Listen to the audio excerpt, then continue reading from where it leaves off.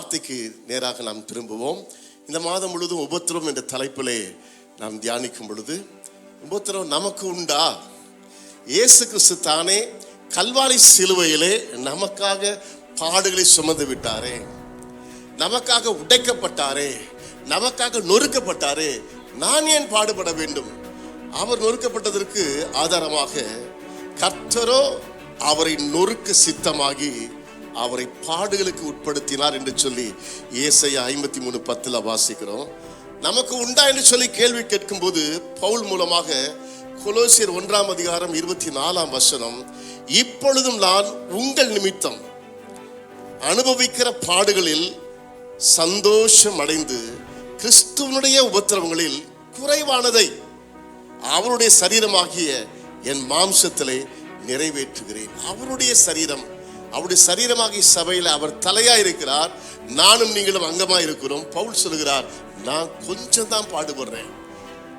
அவர் அந்த பாடுபட்ட லிஸ்டே பயங்கரமா இருக்கு பைபிள். அது எல்லாத்தையும் கடந்த நாட்களிலே தலைமை போகிற எல்லாத்தையும் வாசிட்டு கடைசி அப்படி முடிச்சிட்டாரு. அதுல ஒரு சின்ன அளவு கூட நான் பாடுபடல அப்படின்ட்டாரு. அவரு அப்படி சொல்லும் போது நம்மளால ஏமாத்துறோம். நம்மளே அநேக அதிகமான பாடல் வழியாய் போகவில்லை.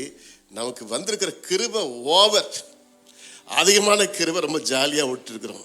இந்த ஜாலியா போயிட்டு இருக்கும்போது தான் கர்த்தர் பேசுறாரு, இல்லை நீ இன்னும் கர்த்தருக்காக எழும்பி நிறைய ஊழியம் செய்ய வேண்டும், நிறைய நன்மை செய்ய வேண்டும். அநேகரை வெளிச்சத்தில் கொண்டு வரும்போது சிலர் புரிஞ்சுக்காம நமக்கு விரோதமாய் பேசுவார்கள், நமக்கு விரோதமாய் பொய்யாய் சொல்லுவார்கள். ஆண்டவராக இயேசு இந்த பூமியில ஊழியம் செய்யும் பொழுதே அவருக்காக சிலுவை சுமக்கிறவர்கள், இயேசுவின் நாமத்தை தொழுது கொள்கிறவர்கள், இயேசுக்காக வாழ்கிறவர்கள், அவங்கள பத்தி ஒரு வார்த்தையை சொன்னார். அந்த வார்த்தை நம்ம யாருக்குமே சற்று பிடிக்காத வார்த்தை. நல்ல வார்த்தை நிறைய சொல்லியிருக்காரு. உப்பாக இருங்கள், நல்லா இருக்கு கேட்கறதுக்கு.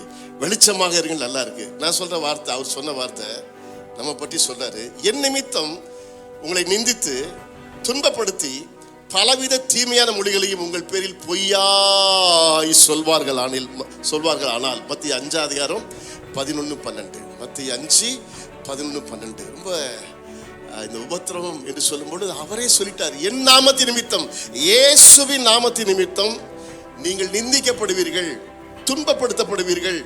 பலவிதமான தீமைகள், 1 இல்ல 2 இல்ல 3 இல்ல, விதவிதமான தீமையான மொழிகளையும் கெட்ட வார்த்தைகள். தீமையான மொழினா நம்ம பாஷையில தாங்க முடியாத, சகிக்க முடியாத கேவலமான அசிங்கமான வார்த்தைகள் சொல்லி, அது சும்மா சொல்ல மாட்டாங்க, பொய்யாய் சொல்வார்கள் ஆனால் நீங்கள் பாக்கியவான்கள். இதுதான் எனக்கு ஒத்துக்கவே முடியல. உள்ளத்தை சொல்லிட்டு ஆண்டவர் எப்படி முடிக்கிறாரு? எல்லாம் பேசுவானா? அடுத்த வசனம் பாருங்க, சந்தோஷப்பட்டு களி கூறுங்கள். அது இன்னும் ஓவரா இருக்கு. என்ன ஆண்டவரே பாக்கியவான்றீங்க, ஓவரா இருக்குல்ல? யாராவது ஒத்துக்க முடியுது அந்த வசனத்தை? கஷ்டமா இருக்கு. இதை நம்ம ஃபாலோ பண்றது இல்லை, கண்டுக்கிறது இல்லை. யாராவது உங்களை ஏதாவது சொல்லிட்டாக்கா சயின்ஸ் தான், ஆக்ஷன் ரியாக்ஷன். ஒன்று சொல்லிட்டு நான் 2 சொல்றேன். பாலை போட்டால் திரும்பி பால் அடிக்கும்ல. நமக்கு விரோதமாக யாராவது பண்ணிட்டா, ஒன்றும் இல்லை, பஸ்ஸில் போகும்போது காலை நசுக்கிட்டாக்கா என்ன கோபம் வருது? எருமை மாடு வந்துருந்தா உடனே எங்க இருந்து வருது பாருங்க அந்த கோபம். அப்போ ஆண்டவருக்காக வாழும் பொழுது ஒரு சவால். இந்த உபத்திரங்கள் வழியாக இயேசுவின் நாமத்தின் நிமித்தம் பாடுகள், உபத்திரங்கள் படும் பொழுது, நிந்தனைகள் வரும் பொழுது அதை சகிக்க ஆண்டவர் கிருபை தர வேண்டும். உபத்திரத்தை பத்தி தெரியும், பாடுகளை பத்தி தெரியும். நான் என்ன செய்யணும், நம்ம என்ன பண்ணணும், அதுதான் முக்கியம். அதுக்கு முன்பதாக இந்த உபத்திரத்தின் வழியாய் போகும் பொழுது, இந்த பைபிள் ஸ்கூலா இருக்கிறது போல இந்த உபத்திரமே ஒரு ஸ்கூல் தான். என்ன ஸ்கூல் அப்படின்னு சொன்னா, 2 கொரிந்தியர் 1:4-5-6 பாருங்க. தேவனால் எங்களுக்கு அருளப்படுகிற ஆறுதலினாலே எந்த உபத்திரவத்திலாகிலும் அகப்படுகிறவர்களுக்கு நாங்கள் ஆறுதல் செய்ய திராணி உள்ளவர்கள் ஆகும்படி எங்களுக்கு வரும் சகல உபத்திரவங்களிலேயும் அவரே எங்களுக்கு ஆறுதல் செய்கிறவர். எப்படி எனில், கிறிஸ்துவனுடைய பாடுகள் எங்களிடத்தில் பெருகுகிறது போல கிறிஸ்துவினாலே எங்களுக்கு ஆறுதலும் பெருகுகிறது. ஆதலால் நாங்கள் உபத்திரவப்பட்டாலும் அது உங்கள் ஆறுதலுக்கும் ரட்சிப்புக்கும் ஏதுவாகும். நாங்கள் ஆறுதல் அடைந்தாலும் அதுவும் உங்கள் ஆறுதலுக்கும் ரட்சிப்புக்கும் ஏதுவாகும். 2 கொரிந்தியர் 1:4 ஒரு முறை திரும்பவும் வாசிங்க பாஸ்டர், நல்லா கவனிங்க, வாசிங்க. தேவனால் எங்களுக்கு அருளப்படுகிற ஆறுதலினாலே எந்த உபத்திரவத்திலாகிலும் அகப்படுகிறவர்களுக்கு நாங்கள் ஆறுதல் செய்ய திராணி உள்ளவர்கள் ஆகும்படி. அப்படி கொஞ்சம் ஸ்டாப் பண்ணுங்க. நாங்கள் அப்படின்னா நாம் எல்லோரும் மற்றவர்களுக்கு ஆறுதல் சொல்ல திராணி உள்ளவர்கள் ஆகும்படி. திரும்ப சொல்லுங்க, என்ன ஆகணும்? திராணி. ஒன்னுத்துக்கு லாய்க்கில்லை, ஒன்னும் செய்ய தெரியல, பேச தெரியல, வேலை செய்ய தெரியல, ஒரு தகுதி இல்லைன்னு சொல்றாங்கல்ல, திராணி இல்லைன்னு அர்த்தம். அதில் ஆண்டவர் என்ன சொல்றாரு? உங்களுடைய ஊழியமே எந்த உபத்திரவத்திலும் யார் சிக்கி கொண்டாலும் சரி, நானும் நீங்களும் போய் ஆறுதல் சொல்ல தகுதியாகும்படிக்கு. இப்ப வாசிங்க, தகுதியாகும்படிக்கு எங்களுக்கு வரும் சகல உபத்திரவங்களிலேயும்.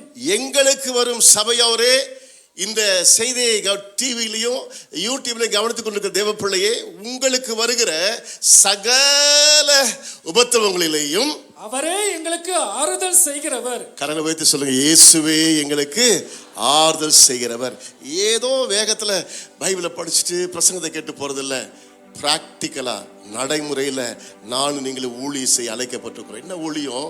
நம்மை சுற்றிலும் அநேக மக்கள் ஒவ்வொரு நாளும் நொறுக்கப்படுகிறார்கள், நெருக்கப்படுகிறார்கள், உடைந்து போகிறார்கள், தற்கொலை நோக்கி பயணிக்கிறார்கள். அந்த மக்களுக்கு ஆறுதல் சொல்ல இயேசு இருக்கிறார். இதை நான் வந்திருக்கிறேன், உங்களுக்காக ஜெபிக்க போறேன். இப்படிப்பட்ட ஒரு உன்னதமான ஊழியத்தை செய்ய ஆண்டவர் சபையே உங்களை அழைக்கிறார். நான் எல்லாம் போய் இங்கேருந்து போக முடியாது. எல்லா ஏரியாலையும் சின்ன சின்ன மக்கள் கூட்டம், சிறு குழுக்கள்னு சொல்றோம். அந்த குழுக்கள்ல லீடர், விசுவாசிகள் இருக்கிறாங்க. ஒவ்வொரு லீடரும் நீங்க தான் குட்டி பாஸ்டர். நீங்க தான் போய் அந்த ஏரியாவை கலக்கணும். நீங்க தான் அந்த ஏரியாவுக்கு மருந்தாக, ஔஷதமாக, மெடிசனாக ஆறுதலை கொடுக்க வேண்டும். நம்முடைய தேவனுக்கு பெயர் சகல விதமான ஆறுதலின் தேவன். இவ்வளோ நல்ல பேர் வச்சுக்கிட்டு நாம் ஆறுதல் அடையாமல் இருந்தால் சம்திங் ராங். செய்தியை நன்றாக கவனிங்கள். எதற்கு இதை நாம் கற்றுக்கொள்கிறோம்? எதற்கு இந்த வேத வசனத்தை தியானிக்கிறோம்? நமது ஆண்டவர் உபத்திரவங்களில் போய் நீங்க உடப்பட்டு, அடிபட்டு, நொறுங்கி வேஸ்டாப்போ அப்படி இல்லை. இந்த உபத்திரத்தின் வழியாய் போகும் பொழுது சோதிக்கப்பட்ட பின் சுத்த பொன்னாவேன். என் கையில் ஒரு கோல்டு பிஸ்கெட் மாதிரி இருக்கு, தெரியுதா? அவங்க கையில் மின்னுக்குதா? இன்னொரு கோல்டு பிஸ்கெட் காட்டுறேன் பாருங்க. இதுதான் மினுக்குதா? இல்லை. இதை போய் கடையில் கொடுத்தா, என்ன சார் மினுக்கவே இல்லை, கோல்டுலாம் போயிடுச்சு, இது டூப்ளிகேட்டு, நீங்கள் உண்மையான கோல்டு நினச்சிடாதீங்க. இதை போய் கடையில் கொடுத்து உண்மையான கோல்டு என்ன பண்ணுவார்? நெருப்பில் போடுவார், ஒரு குரடு வச்சு கையில் பிடிச்சிக்குவார். இது உள்ளே போகும்போது ஐயோ அம்மா எரியுதே அப்படின்னு கத்துவது. கற்பனை பண்ணிக்காங்க, தாங்க முடியல, ரொம்ப அப்படியே உருகி போகிறத அப்படியே எடுத்துருவார். திருப்பி கொஞ்ச நேரம் கழிச்சு திருப்பி விடுவார். அப்படியே கொஞ்ச நேரம் பண்ணி பண்ணி கடைசியில் பார்த்தா அப்படி முகமே அதில் தெரியும், அந்த அளவுக்கு ஷைனிங் ஆகிடும். இப்படிதான் ஆண்டவர் உட்கார்ந்து, பைபிளை போய் உட்கார்ந்து புடமிடுகிறவனை போல ஒவ்வொருவரையும் புடமிட அனுமதிக்கிறார். சோதிக்கப்பட்ட பின் சுத்த பொன்னாக விலகுவது போல அவரு முகத்தை வச்சு பார்க்கிறாரு. ஓ இப்போ ரைட், ஓகே, நீ சரியாகி விட்டாய், நீ ஸ்டாண்டர்டா வந்துட்ட. ஆண்டவர் ஒவ்வொரு முறையும் நம்மை உபத்திரத்தில் அனுப்பும் பொழுது புதுசு புதுசா கிருபைகளை தருகிறார், புதிய புதிய வரங்களை தருகிறார், புதிய புதிய பலனை தருகிறார். எனவே உபத்திரத்தை குறித்து பார்க்கும்போது, படிக்கும்போது, கற்றுக்கொள்ளும் பொழுது ஒன்றை தெரிந்து கொள்ளுங்கள், நான் ஊழியம் செய்ய அழைக்கப்பட்டிருக்கிறேன். என்ன ஊழியம்? ஆறுதல் செய்கிற ஊழியம். மற்றவர்களுக்கு இப்படி மாத்தி சொல்றேன். இப்ப நீங்க அநேகர் ஒரு உபத்திரத்தில் கடந்து போறீங்கல்ல, ஏன் தெரியுமா? ஆண்டவர் பார்த்துட்டே சும்மா உட்கார்ந்துருக்காரு பாஸ்டர், கண்டுக்கவே மாட்டேங்கிறாரு. இல்ல, ஆண்டவர் தான் இந்த உபத்திரவத்தின் பாதைகளே, இந்த school of trials, school of temptation, school of affliction, school of brokenness, school of captivity, நிறைய பேர் வச்சுக்கலாம், ஸ்கூல் ஆஃப் டிப்ரெஷன். இந்த ஸ்கூல்ல பாடம் படிக்க அனுப்புறாரு. ஏன் அனுப்புறாரு தெரியுமா? பார்த்துக்கிட்டே இருக்காரு, நீங்க இதை ஜெயித்து, ஏன்னா நீங்க தனியா இல்ல, உலகத்துல உபத்திரவம் உண்டு, ஆனாலும் திடன் கொள்ளுங்க. அதை மட்டும் சொல்லல வச்சுக்காங்களேன். ரொம்ப பேர் உபத்திரம் உண்டு, எப்படியோ போய் குதிச்சு மிதிச்சு வாங்க, எனக்கு ஒன்றும் தெரியாது அப்படின்னு ஆண்டவர் கைவிடவில்லை, அனாதையாய் நம்மை அனுப்பவில்லை. உலகத்தில் உபத்திரம் உண்டு, திடன் கொள்ளுங்கள், நான் உலகத்தை ஜெயித்தேன். ஏன்னா இந்த உபத்திரத்தின் வழியாக கடந்து போகும்போது ஆண்டவர் பார்த்துட்டே இருக்காரு, கவனிச்சுட்டே இருக்காரு. சிலர் தாங்கிக்கிறாங்க, சில பேர் முறுமுறு இருக்கிறாங்க. சும்மா இல்லையா ஆண்டவரே, என்ன பண்றீங்க ஆண்டவரே, ஏன் தான் அந்த பைபிளை கையில் எடுத்தேன்னு தெரியலையே, ஏன் தான் அந்த சபையை போய் ஞானசனம் எடுத்தேன்னு தெரியலையே, ஏன் தான் காணிக்க கொடுத்தேன்னு தெரியலையே, ஏன் தான் அந்த பாஸ்டர்லாம் எங்கள் வீட்டுக்கு வராங்கன்னு தெரியலையே. ஒரே முறுமுறுப்பு. புரியல. புரிந்து கொள்ளுங்கள், இந்த உபத்திரத்தின் வழியாய் கடந்து போகும்போது ஆண்டவர் உங்களை பலப்படுத்தி ஆறுதல் செய்து நீங்கள் புறப்பட்டு போய் மற்றவர்களுக்கு ஊழியம் செய்ய, நீங்க இப்ப எந்த உபத்திரத்துல போறீங்களோ நீங்க இதுல இருந்து வெளியே வந்தோடனே அதே மாதிரி உபத்திரம் இருக்கவங்களுக்கு நீங்க போய் எளிதா ஊழியம் செய்வீங்க. ஒரு கடன்ல இருக்கிறீங்க, அழுது ஜெபம் பண்றீங்க, விடுதலை ஆயிடுறீங்க.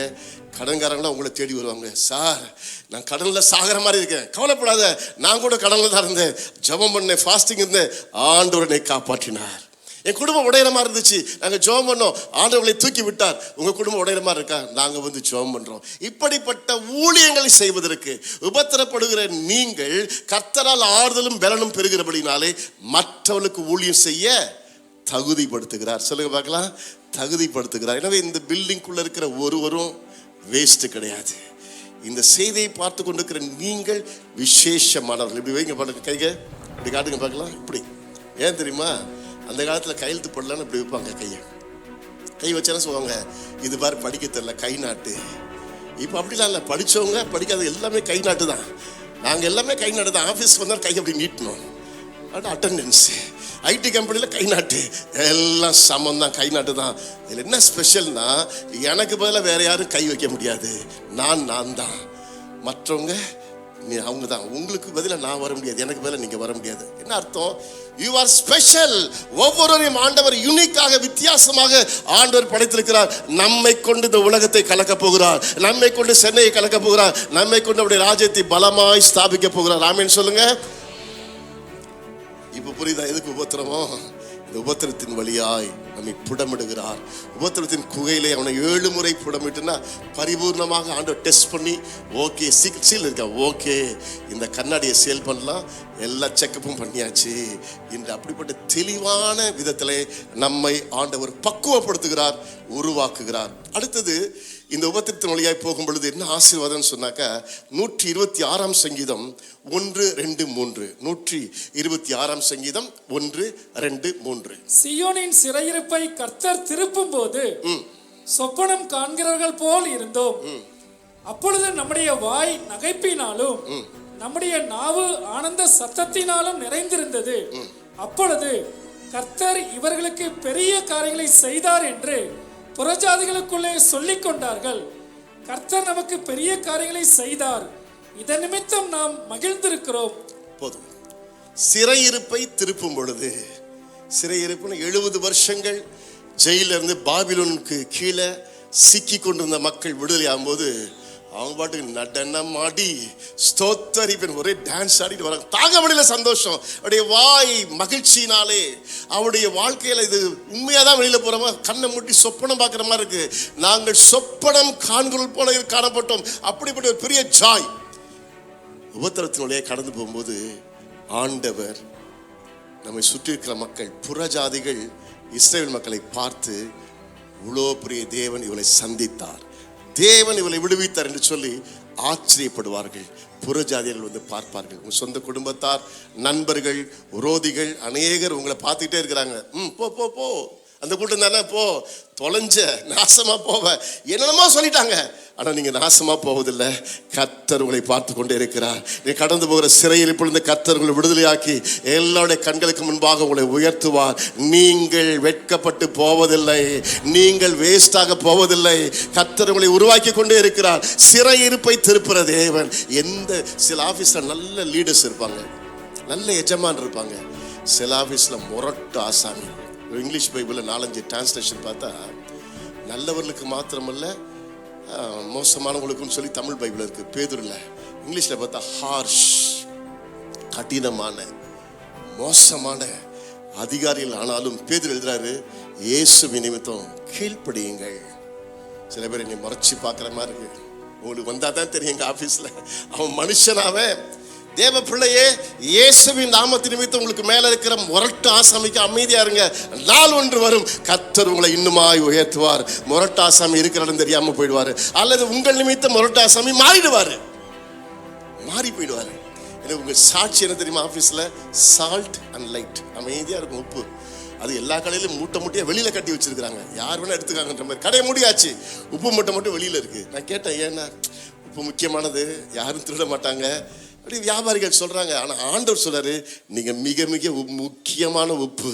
நீங்க இருக்கிற ஆபீஸ்ல அமைதியா இருந்தாலும் ஜெபம் பண்ணி கொண்டே இருங்கள், எல்லாருக்காக ஜெபம் பண்ணுங்க, உங்கள் நிமித்தம் ஆண்டவர் மகிமைப்படுவார். வெளிச்சம் அது பாட்டு சைலண்ட் அடிக்குது பாருங்க, சத்தம் போடாம அடிக்குது. நீங்க வெளிச்சமாயிருங்கள், சைலண்டா இருந்துட்டு உடைய பேச்சு, உடைய பார்வை, உடைய நடக்கை மற்றவர்களை தொடுவதாக, மற்றவருடைய பாதிப்பதாக இயேசுவின் அன்பு உங்கள் மூலமாய் வெளிப்படுவதாக. இப்படிப்பட்ட சிறையிருப்பிலிருந்து திருப்பும் பொழுது ஆச்சரியமா இருக்கும். கர்த்தர் கடந்து போகிற பாதையில் அமைதியா இருங்கள், கர்த்தரை உறுதியாய் பிடித்துக் கொள்ளுங்கள். ஏற்ற நாள் வரும், ஆண்டவர் எல்லாவற்றையும் மாற்றி போடுவார். அப்பொழுது என்ன சொல்லுவாங்க தெரியுமா? நீ அவ்வளவுதான் முடிஞ்சிச்சு உன் கதை நினைச்சோம், உன் தேவன் உண்மையா இருக்கிறார், உன் தேவன் உன்னை சந்தித்தார். இஸ்ரவேலுடைய அழுகை உபத்திரவங்களை கர்த்தர் பார்க்கவே பார்த்து, கேட்கவே கேட்டு மோசையை அனுப்பினார். மோசே வந்து சொல்லார், என்னை தேவன் அனுப்பினார், உங்களை எல்லாரும் எகிப்திலிருந்து கானானுக்கு கொண்டு போறேன். உடனே ஜனங்கள் தலை குனிந்து தேவன் நம்மை சந்தித்தார் என்று சொல்லி தேவனை தொழுது கொண்டார்கள். எனக்கு அருமையானவர்களே, என்ன பிரச்சனை கடந்து போறீங்கன்னு எனக்கு தெரியாது, ஆண்டவர் அதை பார்த்து கொண்டே இருக்கிறார். இப்படி அழுகுறலை கேட்டுக்கொண்டே இருக்கிறார். இப்படியே உங்க நாள் ஓடாது, கொஞ்ச நேரம் தான், கொஞ்ச காலம் அந்த பாடுகள் அதில் இந்த ஆண்டவர் வெளியே கொண்டு வந்து அநேகருக்கு ஆசீர்வாதமாக வைக்கிறார். அது மாத்திரமல்ல, மூன்றாவதான ஒரு ஆசீர்வாதம் இந்த உபத்திரத்தின் வழியாக கடந்து போகும் பொழுது 2 கொரிந்தியர் 4ஆம் அதிகாரம் 7-8 வசனங்களை வாசிக்க கேட்போம். 2 கொரிந்தியர் 4:7-8. இந்த மகத்துவமுள்ள வல்லமை எங்களால் உண்டாயிராமல் தேவனால் உண்டாயிருக்கிறது என்று விளங்கும்படி இந்த பொக்கிஷத்தை மண்பாண்டங்களிலே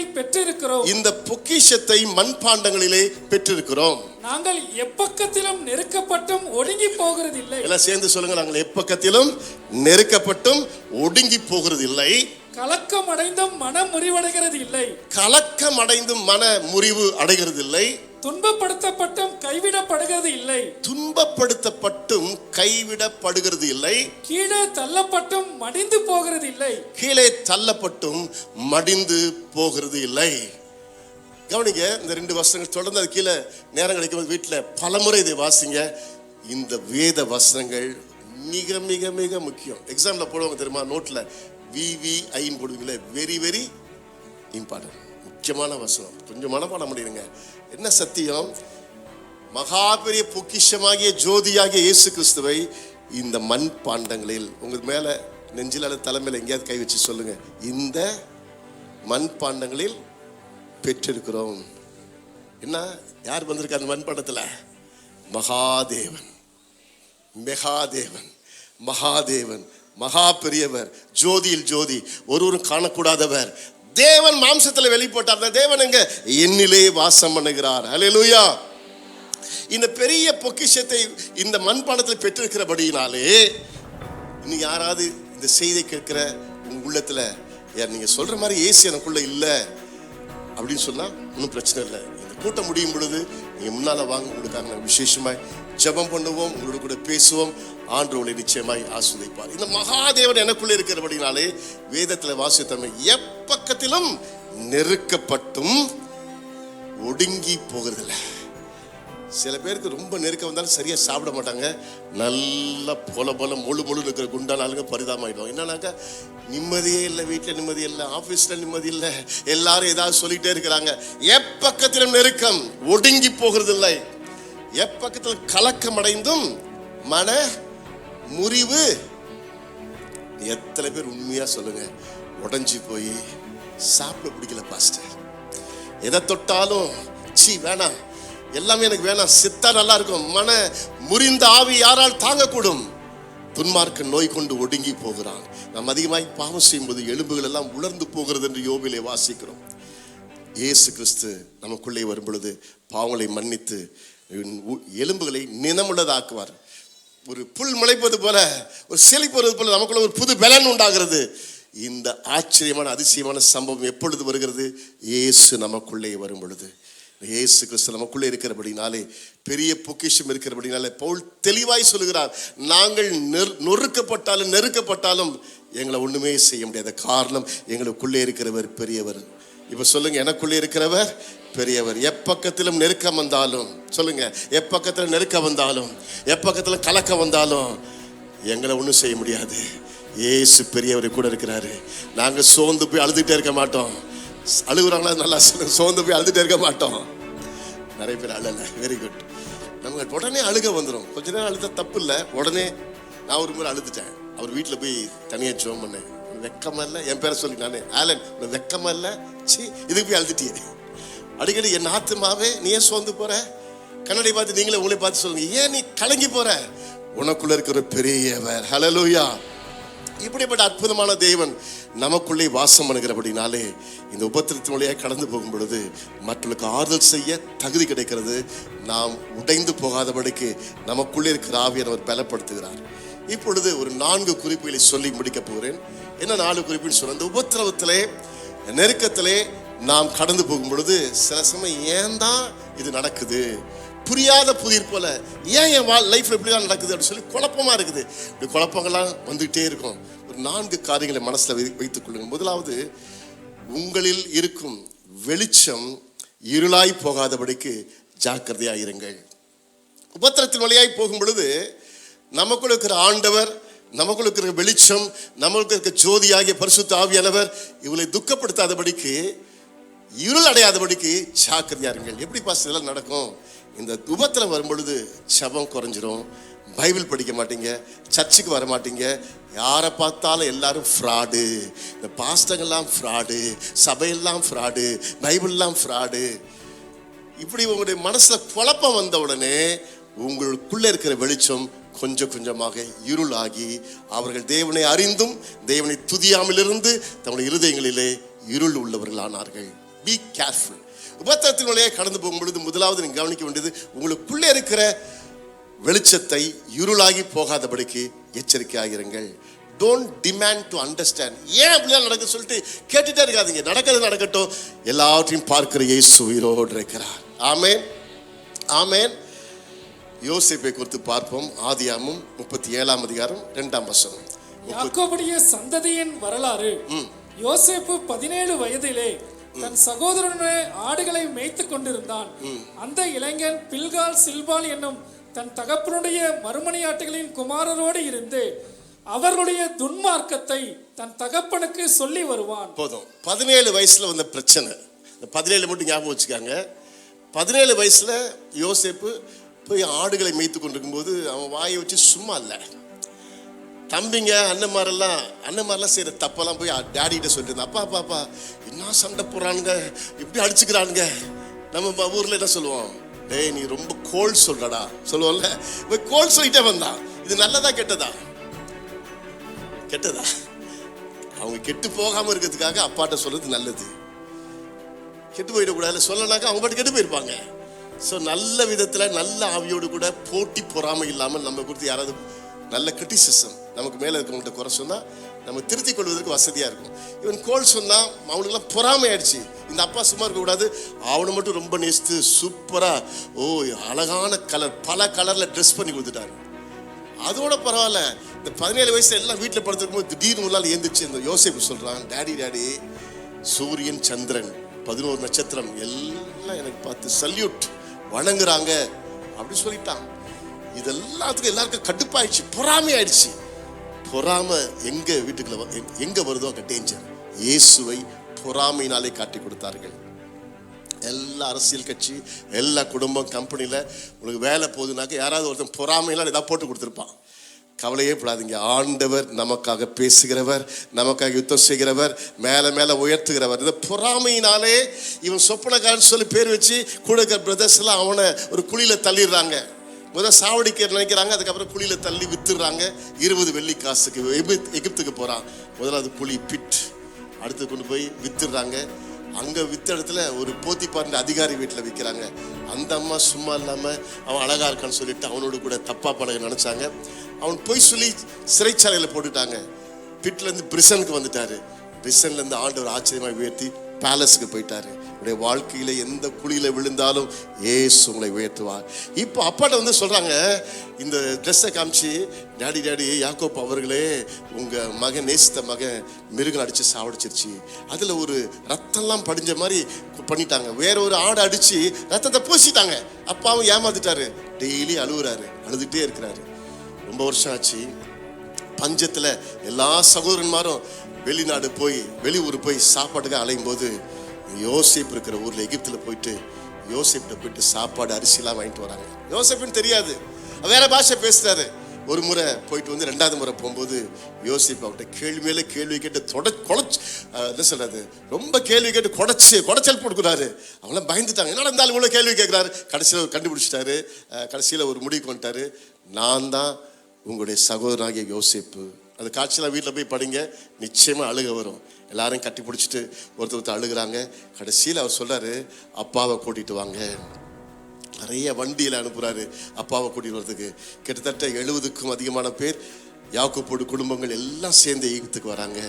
வரும்போது வேதத்தில் வாசிக்கிறோம், ஆதியாகமம் 47ஆம் அதிகாரம், அதுக்கு முன்பதாக 45ஆம் அதிகாரம் 26ஆம் வசனம் வாசிங்க. 45, 26, 27. யோசேப்பு உயிரோடு இருக்கிறான், அவன் எகிப்து தேசத்துக்கெல்லாம் அதிபதியா இருக்கிறான் என்று அவனுக்கு அறிவித்தார்கள். அவன் இருதயம் மூர்ச்சை அடைந்தது, அவன் அவர்களை நம்பவில்லை.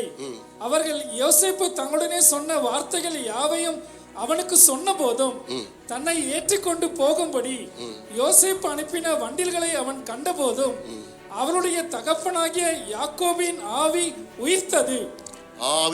முதலாவது மூர்ச்சித்தது. ஹார்ட் அட்டாக் வந்த மாதிரி நிச்சயமா இருக்காது. யோசேப்பு உயிரோடு இருக்கான, செத்துட்டால நான் நினைச்சிட்டு இருக்கிறேன்.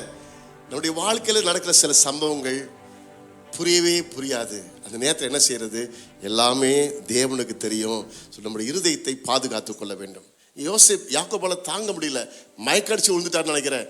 கொஞ்ச நிகழ்ச்சி அப்பா அங்கே பாருங்க, உண்மையை தான் சொல்ல, ஏகப்பட்ட அழகான வண்டிகள் ஃபுல்லா நிறைய கிஃப்ட் வந்திருக்கு. அதெல்லாம் பார்த்த பிறகு பைபிள் சொல்லுது, ஆவி உயிர்த்தது. எனக்கு அருமையானவர்களே, என்னுடைய வாழ்க்கையில ஒரு நாள் நம்ம மயக்கடிச்சு விழ வேண்டியதில்லை. பல பயங்கரமான உபத்திரவங்கள், பிரச்சனைகள், ஆனாலும் இயேசு உயிரோடு இருக்கிறார். இயேசு ஜீவிக்கிறார். எனக்காக அவர் பரிந்து பேசுகிறார். அவருடைய பேர் யெகோவா ஈரே, எனக்காக எல்லாவற்றையும் பார்த்து கொள்வார். என் கூடவே இருக்கிற யெகோவா ஷம்மா. இந்த சத்தியம் நமக்கு தெரிந்திருக்கிறபடினாலே நாம் நல்ல வாழ்க்கை வாழ முடியும். இது தெரிஞ்சும் நீங்க சோர்ந்து போய் இருள் அடைஞ்சி பைபிள் படிக்காம பின்வாங்கி போறீங்கன்னா என்ன அர்த்தம்? நீங்கள் கர்த்தரை சரியாக புரிந்து கொள்ளவில்லை. என் வார்த்தை கேட்கிற அருமையானவர்களே, உடைய வாழ்க்கையில இயேசு நம்ம கூடவே இருக்கிறபடினாலே உங்களுக்கு இருக்கிற வெளிச்சத்தை இருளாக்கி விடாதீர்கள். யாக்கோப்புக்கு என்ன நடக்குதுன்னே தெரியல, ஆனால் அழுதுகிட்டே இருக்கிறான், துக்கத்தோடு இருக்கிறான். கிட்டத்தட்ட அந்த யோசேப்புடைய வாழ்க்கை முடிஞ்சிச்சு சொல்லி தான் நினைச்சான். ஆனாலும் கர்த்தர் உண்மையாகவே யோசேப்பு இருக்காருன்னு தெரிஞ்ச உடனே அவனுக்குள்ள பெரிய மகிழ்ச்சி உண்டானது. 47:28 வாசிங்க. 47:28. யாக்கோபு எகிப்து தேசத்திலே 17 வருஷம் இருந்தான். யாக்கோபுடைய ஆயுசு நாட்கள் 147 வருஷம். போதும், முன்னாடி சொன்னேன், கவனிங்கன்னு சொன்னேன். 17 வருஷம் வீட்டில் யாக்கோபோட யோசேப்பு இருந்த வருஷம் 17 வருஷம். மீதி வருஷம் இருளான வருஷம். என்ன நடக்குது உண்மையை புரியல, ஆனாலும் கர்த்தர் உண்மையிலவர். ஓ யாக்கோபே, மீண்டும் ஒரு 17 வருஷம் உன் மகன் யோசேப்போடு கூட நீ இன்பமாக நேரத்தை செலவு செய்ய சொல்லி ஆண்டவர் இழந்து போனதை தேடவும் ரட்சிக்கவே வந்தார். உடைய வாழ்க்கையில் எல்லாவற்றையும் இழந்து போய் சோர்ந்து போய் வந்திருக்கலாம். கர்த்தர் புது வாழ்க்கை தருகிறார். மீண்டும் ஒரு 17 வருஷத்தை யாக்கோபுக்கு தந்து அவன் யோசித்திருப்பான், 17 வயசுல ஓடி போனா மீண்டும் ஒரு 17 வருஷம் என் மகனோடு இருக்க. என் தேவன் நல்லவர், என் தேவன் வல்லவர், என் தேவன் உண்மையுள்ளவர். எனக்கு அருமையானவர்களே, அப்போஸ்தலர் நடவடிக்கைகளில் 27ஆம் அதிகாரத்தில் பார்த்தீங்கன்னா ஒரு பெரிய கப்பல் பயணம். 1ஆம் வசனம் வாசிங்க. 27:1. நாங்கள் இத்தாலிய தேசத்துக்கு கப்பல் ஏறி போகும்படி தீர்மானிக்கப்பட்ட போது பவுலையும் காவலில் வைக்கப்பட்டிருந்த வேறு சிலரையும். போதும், அது ஒரு காவல். இது காவல்னாக்க அரெஸ்ட் பண்ணியிருக்காங்க பவுலை. தொடர்ந்து நான் சொல்ற வசனத்தை வாசிங்க. 10ஆம் வசனம் வாசிங்க.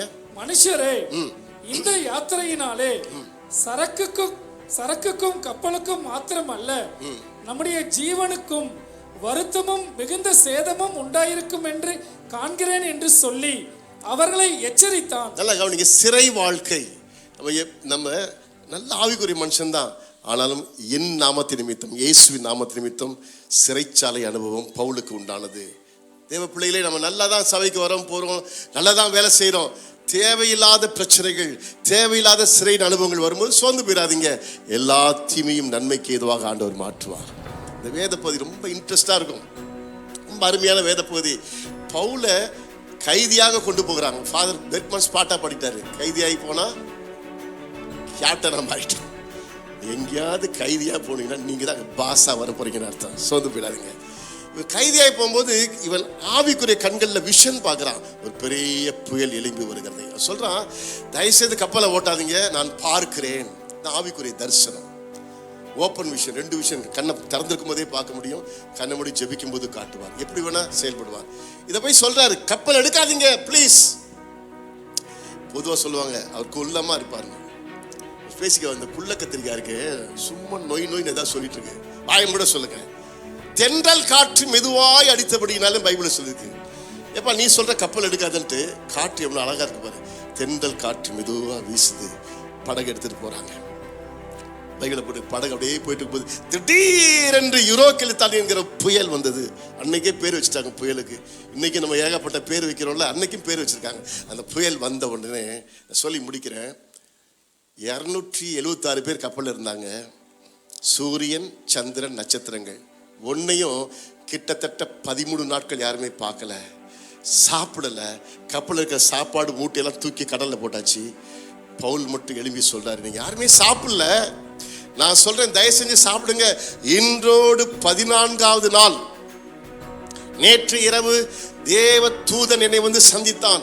நான் ஆராதிக்கிறோர், நான் சேவிக்கிறோமாகிய தேவனுடைய தூதன் வந்தான். வந்து என்ன சொன்னான், பவுலே உன் நிமித்தம் எல்லாரையும் நான் காப்பாற்ற போகிறேன். அந்த இருளில் உள்ள செய்தி என்ன தெரியுமா? இந்த 13 நாட்கள் எல்லாருடைய இருதயங்களும் சோர்ந்து போய் இனி தப்பி பிழைப்போம் என்கிற நம்பிக்கை அற்று போயிற்று.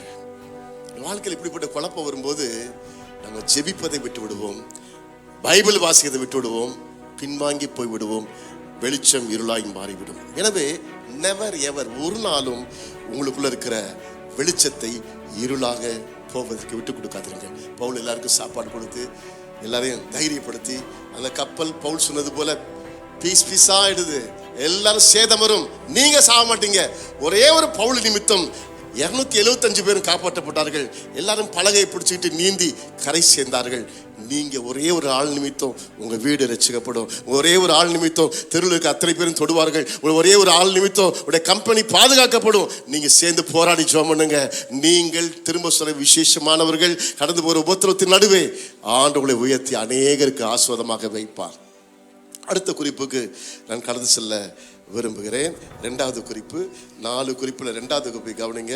நம்முடைய வாழ்க்கையில don't fail to be faithful அப்படின்னு என்ன அர்த்தம்? தேவனிடத்தில் நம்பிக்கையா இருப்பதுல ஒரு நாளும் பின்வாங்கிறாதீங்க. 100% அவரை நம்புங்க. 100% தேவனை நம்புங்கள். don't fail to be faithful. faithfulனா நம்ம விசுவாசம் அந்த இதுல உண்மையா இருக்கிறது, உத்தமமா இருக்குது. ஆண்டவர்கிட்ட எல்லா நாட்களிலும் எல்லா நேரங்களிலும் கர்த்தர் பார்த்து கொண்டே இருக்காரு. உண்மையா இருந்து பாருங்க, நீங்கள் வெட்கப்பட்டு போவதில்லை. இது உபத்திரம் வரும்போது நம்ம ஷார்ட்கட் பண்ணுவோம், எப்படியாவது தப்பிச்சிடணும், யாராவது உதவி செய்வாங்க, ஏதாவது ஒரு பொய் சொல்லலாம், ஏதாவது லஞ்சம் கொடுக்கலாம், எப்படியாவது வெளியில வரலாம் ட்ரை பண்ணுவோம். Never ever try for this things. ஒரு நாள் ட்ரை பண்ணாதீங்க. ஆண்டவர்கிட்ட உண்மையா இருங்க, நீங்கள் வெட்கப்பட்டு போவதில்லை, கர்த்தர் உங்களை உயர்த்துவார். எபிரேயர் 10ஆம் அதிகாரம் 23ஆம் வசனம். அல்லாமலும் நம்முடைய நம்பிக்கையை அறிக்கையிடுகிறதில் அசைவில்லாமல் உறுதியாய் இருக்க கடவோம். எல்லாம் ஒரு நிமிஷம் சொல்லுங்க, அசைவில்லாமல் உறுதியாய் இருக்க கடவோம். வாக்குத்தத்தம் பண்ணினவர் உண்மையுள்ளவராய் இருக்கிறாரே. வாக்குத்தத்தம் பண்ணினவர் உண்மையுள்ளவராய் இருக்கிறாரே. எபிரேயர் 13ஆம் அதிகாரம் 5-6. நீங்கள் பண ஆசை இல்லாதவர்களாய் நடந்து உங்களுக்கு இருக்கிறவைகள் போதும் என்று எண்ணுங்கள். உங்களுக்கு என்ன இருக்குது? அந்த இருக்கிறவைகள் போதும் என்று எண்ணுங்கள். நான் உன்னை விட்டு விலகுவதும் இல்லை.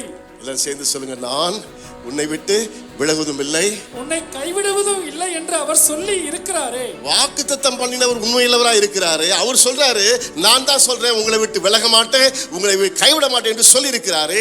அதனாலே நாம் தைரியம் கொண்டு, எல்லாரும் சேர்ந்து சொல்லும், அதனாலே நாம் தைரியம் கொண்டு, கர்த்தர் எனக்கு சகாயர். ஓ என் கர்த்தர் எனக்கு சகாயர், நான் பயப்படேன். மனுஷன் எனக்கு என்ன செய்வான் என்று சொல்லலாமே. மனுஷனுக்கு என்ன செய்வான் என்று சொல்லலாமே.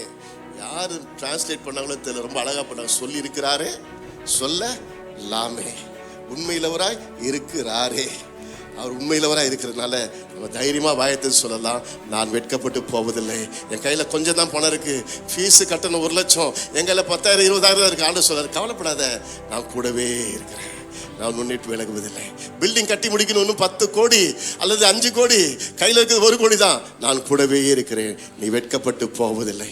இவ்வளோ பெரிய ஆண்டவர் நம்ம கூடவே இருக்கிறபடினால அவர் 100க்கு 100 நம்புவோம், அவர் முழுமையாய் நம்புவோம். Don't fail to be faithful. உண்மையாக இருப்போம். கர்த்தரை நம்புவதில் உண்மையாக இருந்தால் கர்த்தர் நம்முடைய விஷயத்தில் உண்மையாக இருப்பார், நாம் வெட்கப்பட்டு போவதில்லை. தானியேல் 3ஆம் அதிகாரம் 17-18. நாங்கள் ஆராதிக்கிற எங்கள் தேவன் எங்களை தப்புவிக்க வல்லவராய் இருக்கிறார். நாங்கள் ஆராதிக்கிற எங்கள் தேவன் எங்களை தப்புவிக்க வல்லவராய் இருக்கிறார். அவர் எரிகிற அக்கினி சூளைக்கும் ராஜாவாகிய உம்முடைய கைக்கும் நீங்களாக்கி விடுவிப்பார். ராஜாவாகிய உம்முடைய கைக்கும் நீங்களாக்கி விடுவிப்பார். விடுவிக்காமல் போனாலும், இதை மட்டும் எல்லாம் சேர்ந்து சொல்லுங்க, விடுவிக்காமல். நம்ம அங்க நின்னா சொல்லியிருப்போமா நெருப்புல, ஆண்டவரே கட்டாயம் என்னை காப்பாத்துங்க ஆண்டவரே, அப்படிதான் சொல்லியிருப்போம். ஆண்டவரே ஒருவேளை காப்பாத்தாம போனாலும் ஆண்டவரே யாராவது வாயில வந்திருக்குமா?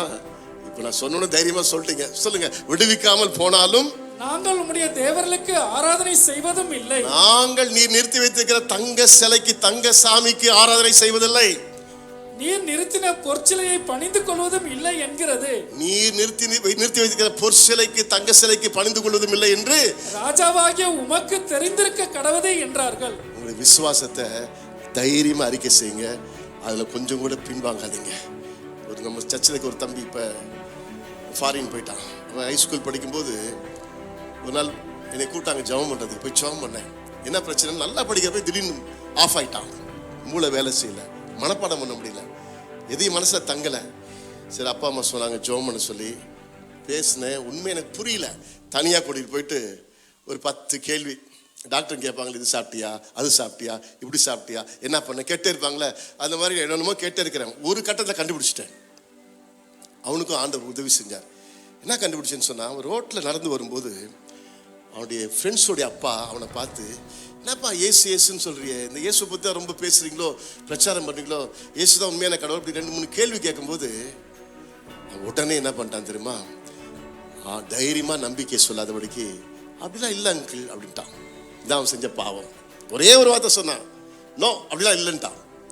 அவனுடைய விசுவாசத்தை பற்றி அவர் கேட்குறாரு, அப்படிலாம் இல்லையேன்னு சொல்லிட்டான். அது அவனுக்கே தெரியல. நான் பேசிட்டே இருக்கும்போது ஆவியானவர் உதவி செய்தார் அதை கண்டுபிடிக்கிறதுக்கு. நான் சொன்னேன், நீ சொன்ன ரைட்டா? இல்லை பாஸ்டர். அந்த நேரத்தில் நான் பயந்துட்டு தப்பாக அறிக்கை பண்ணிட்டேன். உடனே கண்ணை மூடி அந்த பாவத்தை அறிக்கை செஞ்சு ஜோம் பண்ண உடனே ஜோம் பண்ணிட்டு வந்துட்டேன். அதுக்கப்புறம் எல்லா ப்ராப்ளம் சால்வ் ஆகி நல்லா படித்து மார்க் எடுத்து ஃபாரின் போயிட்டான். பிரியமான சின்ன சின்ன காரியத்திலையும் ஆண்டவருக்காக தைரியமாக வாயை தருங்க. என் நாமத்தின் நிமித்தம் மனுஷருக்கு முன்பதாக என்னை மறுதளித்தால் பிதாவுக்கு முன்பாக மறுதளிப்பேன். என் நாமத்தின் நிமித்தம் மற்றவர்களுக்கு முன்பதாக என்னை அறிக்கை செய்யணும் எவனோ, பிதாவுக்கு முன்பாக அறிக்கை செய்வேன்.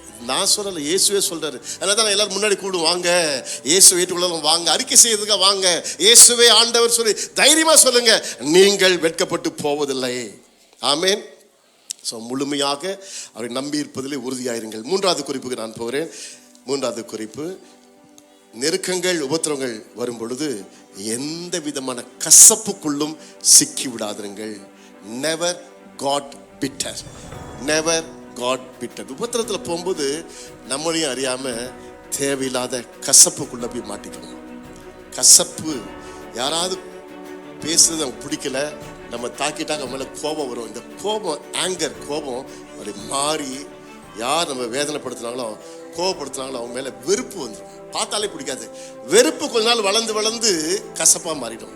கோபம், ஆங்கர், வெறுப்பு, ஹேட்ரட், பிட்டர்னஸ், கசப்பு. காயப்பட்டு இருந்தாக்கா கசப்பாயிட்டீங்கன்னு அர்த்தம்.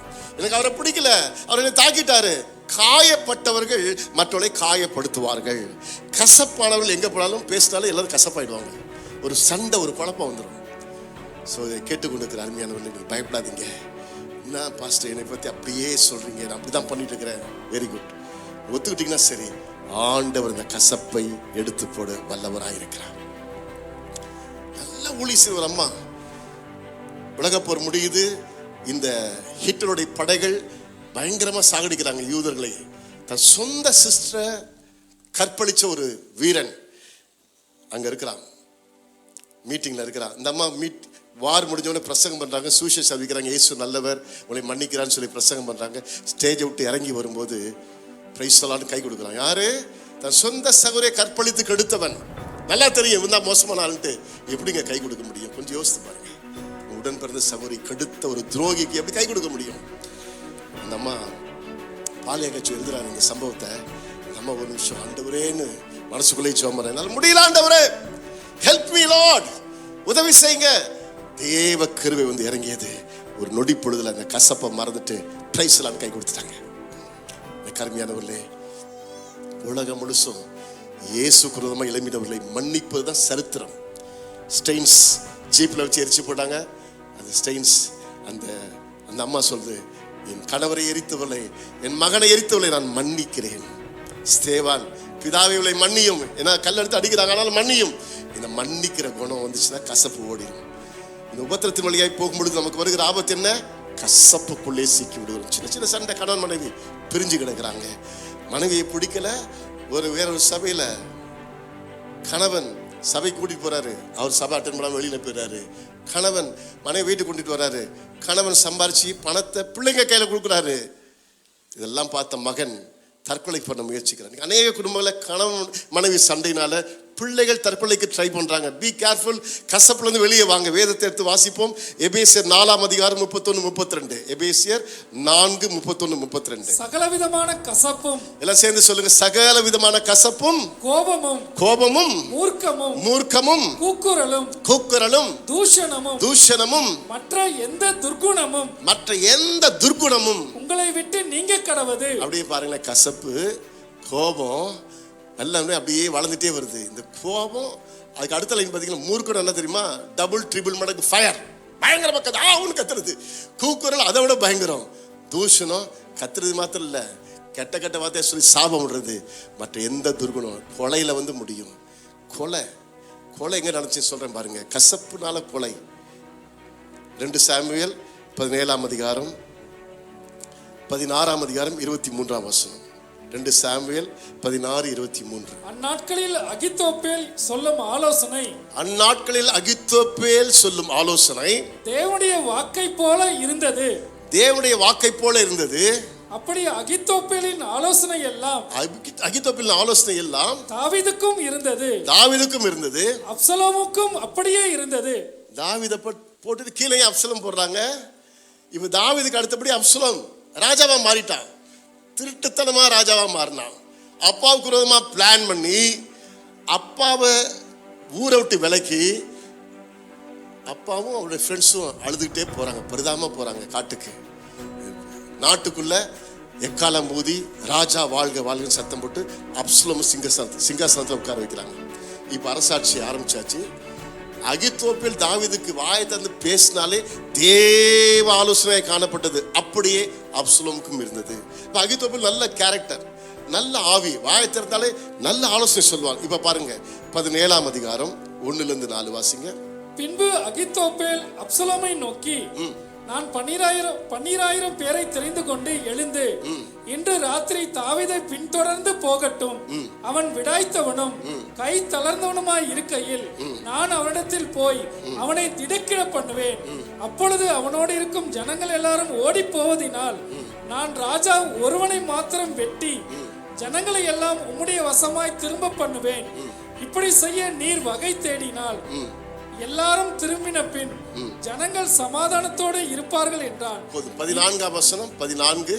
அப்பொழுது அப்சலோமும் இஸ்ரவேல் மனுஷர் அனைவரும் அகித்தோப்பேலின் ஆலோசனையை பார்க்கிலும் அர்க்கீனாகிய ஊசாயின் ஆலோசனை நல்லது என்றார்கள். இப்படி கர்த்தர் அப்சலோமின் மேல் பொல்லாப்பை வரப்பண்ணும் பொருட்டு அகித்தோப்பேலின் நல்ல ஆலோசனையை அபத்தமாக்குகிறதற்கு கர்த்தர் கட்டளையிட்டார். அபத்தம், அதை வேஸ்ட் ஆகிறதுக்கு கர்த்தர் கட்டளையிட்டார். நீங்க படிக்கும்போது என்ன புரிஞ்சுச்சுன்னு தெரியல, நான் சுருக்கமா சொல்றேன், கவனிங்க. அகித்தோப்பேல் நல்ல மனுஷன், வாயை திறந்தால தேவ ஆலோசனை வரும். இப்போ தாவீது பயந்து காட்டுக்கு ஓடிட்டாரு. காட்டுக்கு ஓடி போய் அங்கே போய் பாட்டு போறாரு, கர்த்தாவே எனக்கு விரோதமாய் சத்துருக்கள் எவ்வளவாய் பெருகி இருக்கிறார்கள், தாவீதுக்கு ரட்சிப்பு இல்லை, கர்த்தர் கைவிட்டார்னு சொல்லி பாட்டு போறாரு அங்க போயிட்டு.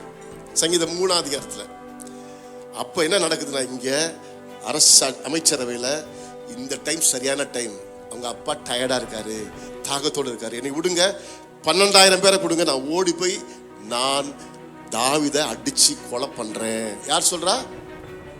யார் சொல்றா? அகித்தோப்பேல் சொல்றாரு. பைபிளில் வாசிக்கிறோம், நல்ல ஆலோசனை தான். ஆண்டவர் அகித்தோப்பேல் ஆலோசனையை குழப்பி விட்டாரு, கேன்சல் பண்ணிட்டாரு, அபத்தமாகிட்டாரு. ஏன் அபத்தமாகிட்டாரு? ஆண்டவருக்கு தாவீதை காப்பாற்றணும். அப்சலோம் ஏன் கொலவெறியா மாறினான்னு சொன்ன ஒரு காரணம் இருக்கு. நான் சொல்றேன், கசப்பு வந்துருச்சு. யாருக்கு கசப்பு இருக்கோ அவங்களுக்கு கொலவெறி வந்துடும். என்ன கசப்புன்னு சொன்னா, தன்னுடைய பேத்தி தான் பத்சேபால், மகன் பேர் எலியாம், எலியாமுடைய மகன் பேர் தான் பத்சேபால். அவருடைய பேத்தியை ராஜாவாகிய தாவீது கெடுத்து நாசமாக்கின அப்படின்னாலே அன்னைக்கே மனசுல பிளான் பண்ணிட்டாங்க, ராஜா இப்படி தப்பு பண்ணிட்டீங்களேன்னு சொல்லிட்டு மனசுல வெறுப்பு கசப்பு வந்துச்சு. நாள் ஆக ஒரு டைம் வந்துச்சு, இதுதான் சரியான டைம் பழி வாங்குறதுக்கு. அந்த கசப்போடு கூட கொலைவெறியாய் செயல்பட துடித்தான். பைபிள் சொல்லுது, தன்னுடைய எண்ணம் நிறைவேறாதபடியினாலே அவன் நான்று கொண்டு செத்தான். நல்லா கவனிங்க, கசப்புலேருந்து வெளியே வரலன்னு சொன்னா கொலைவெறி வரும். இல்லைன்னு சொன்னா நீங்க பாட்டு என்ன பண்ணுவீங்க, சைலண்டா, யாரையும் நேசிக்கல, நான் சாகிறேன்னு சொல்லிட்டு சாவை நோக்கி போவீர்கள். என் வார்த்தை கேட்க நீங்கள் யாராலும் சரி, இயேசு நமக்காக பாவத்தை சுமந்தார், பழி வாங்குதல் எனக்குரியது என்று சொல்கிறார். யாரையும் பழி வாங்காதீங்க, இயேசு உங்களுக்காக பேசுவார், இயேசு உங்களுக்காக யுத்தம் செய்வார். கசப்புலேருந்து வெளியே வர முடியாதுங்க, ஆண்டவர் உங்களோடு கூட பேசி கொண்டிருக்கிறார். வெளியே வாருங்கள், கர்த்தர் உங்களை அற்புதமாய் நடத்துவார், நீங்கள் கெட்டு போவது இல்லை. கடைசியான ஒரு குறிப்பை சொல்லி நான் முடிக்க போகிறேன். 4வது குறிப்பு, have faith in God's providence. இப்படி உபத்திரத்தில் போகும்போது ஒண்ணுமே இல்லாத போல இருக்கும், எம்டியா இருக்கும், காலி பாத்திரமா இருக்கும், வெறுமையான பாத்திரமா இருக்கும், எல்லாரும் கைவிட்டது போல இருக்கும். உபத்திர பாதையில், சிறை அனுபவத்தில் ஒரே ஒரு விசுவாசம், தேவன் ஏற்ற வேளையில் என உயர்த்த வல்லவர். சொல்லுங்க, தேவன் ஏற்ற வேளையில் உயர்த்த வல்லவர். விசுவாசத்தோடு இருங்க, நிச்சயமாகவே ஒரு முடிவு உண்டு. ஒரு நம்பிக்கை வீண் போகாது. 1 பேதுரு 5ஆம் அதிகாரம் 6-7 வசனம். ஆகையால் ஏற்ற காலத்திலே தேவன் உங்களை உயர்த்தும்படிக்கு, ஆகையால் ஏற்ற காலத்தில் தேவன் உங்களை உயர்த்தும்படிக்கு அவருடைய பலத்த கைக்குள் அடங்கி இருங்கள், அவருடைய பலத்த கைக்குள் அடங்கி இருங்கள். அவர் உங்களை விசாரிக்கிறவர் ஆனபடியால், நம்முடைய ஆண்டவர் நம்மை விசாரிக்கிறவர் ஆனபடியால், உங்கள் கவலைகளை எல்லாம் அவர் மேல் வைத்து விடுங்கள், கவலைகளை எல்லாம் அவர் மேலே வைத்து விடுங்கள். வட இந்தியா போகும்போது சபையிலிருந்து விசுவாசிகள்லாம் குடிபெறும் பல வருஷத்துக்கு முன்பதாக இப்போ ட்ராமாலாம் போடுவோம். ரோட்டில் ட்ராமா போடும்போது இந்த வசனத்துக்குன்னு ஒரு ட்ராமா போடுவோம். ஒரு மூட்டையை தூக்கிட்டு, ஓ போஜ் போஜ் பாரம் பாரம்ட்டு ஒருத்தர் அப்படியே சுமந்துட்டு வருவார். நடுவில் அங்கே ஜீசஸ் நிற்பார். எல்லாரும் வேடிக்கை பார்த்துருப்பாங்க ஜனங்கள்லாம். யாராவது காப்பாற்றுங்க காப்பாற்றுங்கன்னு ஹிந்தியில் சொல்லிட்டே வருவார்.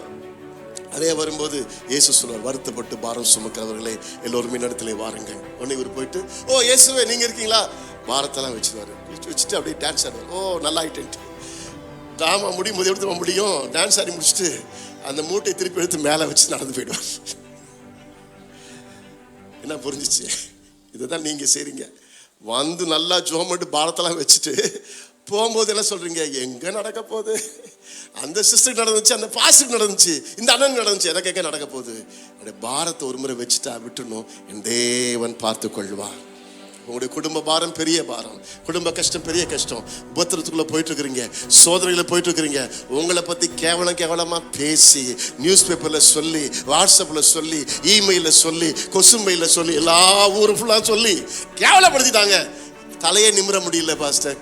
இல்ல தாவீது வீட்டை விட்டு ஓடி போனான், ராஜாங்கத்தை விட்டு காட்டுக்கு போனான்.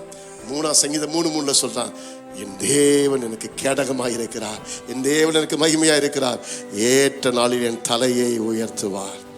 ஏற்ற நாளில் உங்களை உயர்த்துகிற தேவன், நீங்கள் வெட்கப்பட்டு போவதில்லை. நல்ல எழுத்தாளர் அலெக்சாண்டர் ஒரு தேவ மனுஷன், கம்யூனிஸ்டுக்கு விரோதமா எழுதிட்டாரு. எழுதுனால ரஷ்யா ஜெயிலில் அவரை பிடிச்சி போட்டாங்க. அவருக்கு தப்பிச்சு ஓட துப்பாக்கியில் சுட்டு சாவடிச்சிருவாங்க. ஓடிலான்னு பிளான் பண்ணிட்டாரு. ஓடலான்னு நினைக்கும் போது, சாகலான்னு நினைக்கும் போது வயசானவர் சொன்னாரு, அப்படியே இந்த குப்பை தொட்டிக்கிட்ட வான்னு சொல்லிட்டு, யாருக்கும் தெரியாம குப்பை தொட்டி தூரமா இருக்கு, இந்த குப்பை தொட்டியில குப்பையெல்லாம் தள்ளிட்டு ஒரு சிலுவை அடையாளம் போட்டாரு. There is a hope in the cross. அது வரைக்கும் இயேசுவை அறியாத அந்த மனுஷன் இயேசு பத்தி கேள்விப்பட்டிருக்காரு, நம்பிக்கை இல்லை. சிலுவையை பார்த்துட்டு ஜெபம் பண்ணார், ஆண்டவரே நான் சாக போகக்கூடாது, என்னை காப்பாற்றுங்க. ஜெயிலிருந்து ஜெர்மனி 3வது நாள்ல விடுதலை ஆகி போனார். பெரிய எழுத்தாளர் தப்பிச்சு சுவிட்சர்லாந்துக்கு போயிட்டார். எனக்கு அருமையானவர்களே, வாழ்க்கையில் எல்லா நம்பிக்கை இழந்து போனாலும் இயேசுவை நம்புங்கள். நீங்கள் அவர் விசாரிப்பார், உங்களை உயர்த்துவார். எல்லாரும் எழுந்து நின்று இந்த வேளையில் பாரத்தோடு ஜெபிக்கலாம். எல்லாரும் எழுந்து நிற்போம். கர்த்தர் நம்முடைய ஜெபத்தை கேட்கிறவர். நீங்கள் வெட்கப்பட்டு போவதில்லை. இருளுக்குள்ளே போய்விடாதிருங்கள். கசப்புக்குள்ளே எத்தனை பேர் சிக்கிருக்கிறீங்களோ, இப்போ கண்ணை மூடி யாரெல்லாம் அவங்க வாழ்க்கையை கசப்பாக்குனாங்களோ அவங்க பேரை சொல்லி ஜெபம் பண்ணுங்க. ஆண்டவரே அவளை மன்னிக்கிறேன் ஆண்டவரேன்னு சொல்லி ஜெபம் பண்ணுங்க பார்க்கலாம். யாரெல்லாம் அவங்களை வேதனைப்படுத்தினாங்களோ அவங்க பேரை சொல்லி நான் பிளஸ் பண்ற ஆண்டவரே என்னை மன்னியும், நான் அவர்களை மன்னிக்கிறேன்னு சொல்லுங்க. நீங்க சோர்ந்து போயிடாதீங்க. ஏற்ற காலத்தில் உங்களை உயர்த்துகிற நேரம் வந்துருச்சு. எல்லாரும் கண்களை மூடி ஜெபம் பண்ணுங்க. ஆண்டவரே ஜெபம் பண்ணும் பொழுது பரிசுத்த ஆவியானவர் யாரெல்லாம் கசப்போடு வெறுப்போடு வாழ்ந்து கொண்டிருக்கிறார்களோ வெளியே வர உதவி செய்வீராக. இந்த கசப்போடைய வாழ்க்கை இருளாக்கி கொண்டிருக்கிறது. இந்த கசப்போடைய வாழ்க்கை கீழ்த்தரமாக்கி கொண்டிருக்கிறது. இந்த கசப்பிலிருந்து வெளியே வர ஆண்டு உதவி செய்வாராக. வெளிச்சத்திலிருந்து இருளிலிருந்து வெளிச்சத்தை கொண்டு வந்த ஆண்டவர் மீண்டும் நீங்களாகவே தெரியாம போய் இருளில் மாட்டிட்டு இருக்கீங்க. ஆண்டுடைய கரம் உங்கள் மீது இறங்கி வருகிறது. எல்லாரும் ஜெபம் பண்ணுங்க பார்க்கலாம். கண்ணை மூடி ஜெபம் பண்ணுங்க. ஆண்டவரே என்னை விடுதலையாக்கும் ஆண்டவரே, என்னை உயர்த்தும் ஆண்டவரே, பல சிக்கல்ல சிக்கிட்டு இருக்கிற ஆண்டவரே என்னை ஆசீர்வதிங்க ஆண்டவரே. இந்த குழப்பத்திலிருந்து வெளியே கொண்டு வாங்க ஆண்டவரே. இந்த கோர்ட்டு கேஸ் ரொம்ப பயங்கரமா இருக்கு. எனக்கு செலவு பண்ணி நொந்து போயிட்டேன் ஆண்டவர். செத்துலாம் நினைக்கிறேன். இல்ல சாக வேணாம். ஆண்டவர் உங்களுக்காக தனியாக ஸ்பெஷலாக ஒரு ஆளை அனுப்புகிறார். உங்கள் பிரச்சனைக்கு முடிவாக ஆண்டவர் ஒரு நபரை அனுப்புகிறார், தூதலை அனுப்புகிறார். நீங்கள் கெட்டு போவதில்லை, நீங்கள் வெட்கப்பட்டு போவதில்லை. எல்லாம் வாய்த்தது ஸ்தோத்திரம் பண்ணுங்க. ஒரு அபிஷேகம் உங்கள் மீது இறங்கி வரட்டும். ஒரு வல்லமை இறங்கி வரட்டும். ஒரு அபிஷேகம் இறங்கி வரட்டும். ஹல்லேலூயா.